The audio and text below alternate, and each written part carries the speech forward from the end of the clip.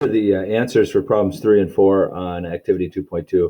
I promise I'll go faster this time so I don't take up too much more of your time. Set up a proportion using variables for the quantities. Our variables are boys and girls. And so boys to girls would equal 6 to 5, or girls to boys would equal 5 to 6. Boys over girls would equal 6 over 5, or girls over boys would equal 5 over 6. So that's how you could, two different ways you could set up those ratios. And for each method that you choose to set up your ratio, you can express it as boys to girls or girls to boys. Okay? So you have flexibility there. Write an equation to determine the number of girls enrolled at Vista Middle School if you know the number of boys enrolled. So we have the number of boys, and we know that 5 out of 6, there's 5 girls to every 6 boys.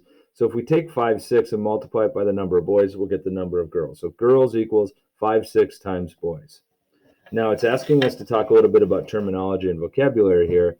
What is the constant of proportionality in the situation? Well, if we're expressing for the number of girls, it's 5, 6. So 5, 6 is the constant. And where is it? The constant is the coefficient of the known quantity. So our known quantity is B, so we take that constant expressed as girls to boys and multiply it times boys because we know the number of boys enrolled. That's what it said. If you know the number of boys enrolled. All right.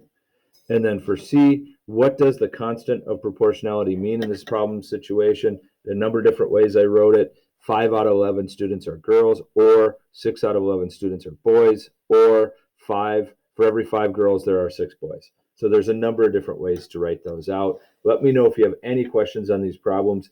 This language and how we say this really connects to how you use it. So hopefully this helps.